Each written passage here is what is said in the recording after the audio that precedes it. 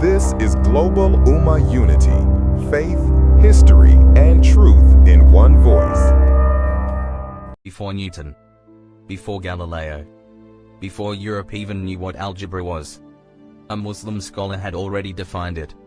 His name was Muhammad ibn Musa al-Khwarizmi, and his brilliance gave birth to the language of logic, algorithms, and algebra.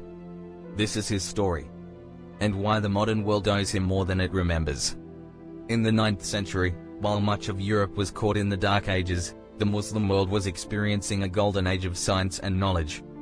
At the heart of this era was Baghdad, city of scholars, poets, scientists, and libraries. At its center stood the House of Wisdom, a beacon of learning and intellectual freedom. It was here that al-Khwarizmi lived and worked, surrounded by scholars from all over the world. Muhammad ibn Musa al-Khwarizmi was born around the year 780, in the region of Khwarizm, what we now know as Uzbekistan. He was a mathematician, astronomer, geographer, and scholar. He served under Caliph al-Mamun, who supported and funded the pursuit of knowledge across civilizations. Al-Khwarizmi didn't just translate knowledge from Greek or Indian texts, he expanded on them, reshaped them, and introduced entirely new ideas. His most famous book was titled The Compendious Book on Calculation by Completion and Balancing. From the word algebra in its title, we get the word algebra.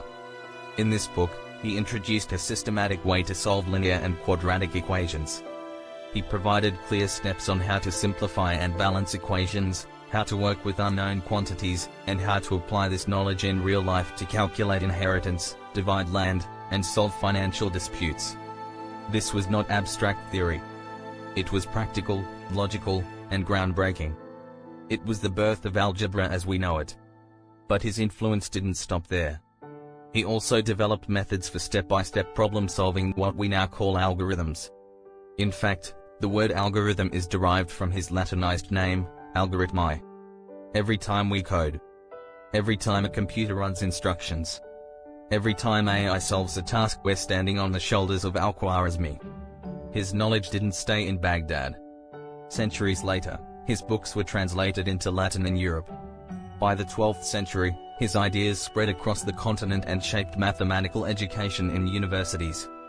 But while Europe was just beginning to adopt these ideas, al-Khwarizmi had written them centuries earlier. He was not a follower of science, he was a pioneer. He didn't just shape algebra and algorithms.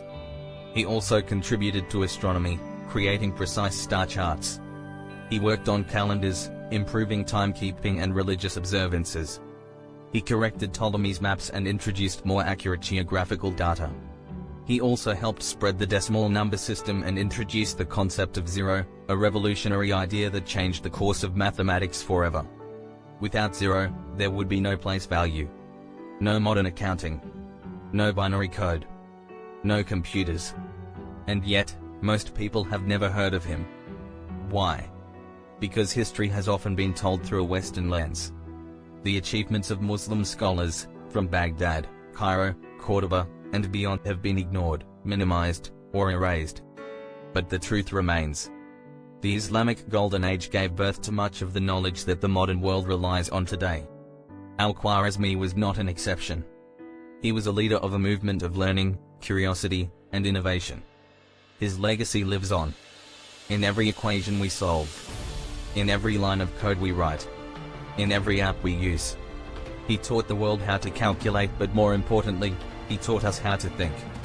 Muhammad ibn Musa al-Khwarizmi, the Muslim genius who invented algebra, the father of algorithms, the man who helped shape the world of logic, mathematics, and digital thinking.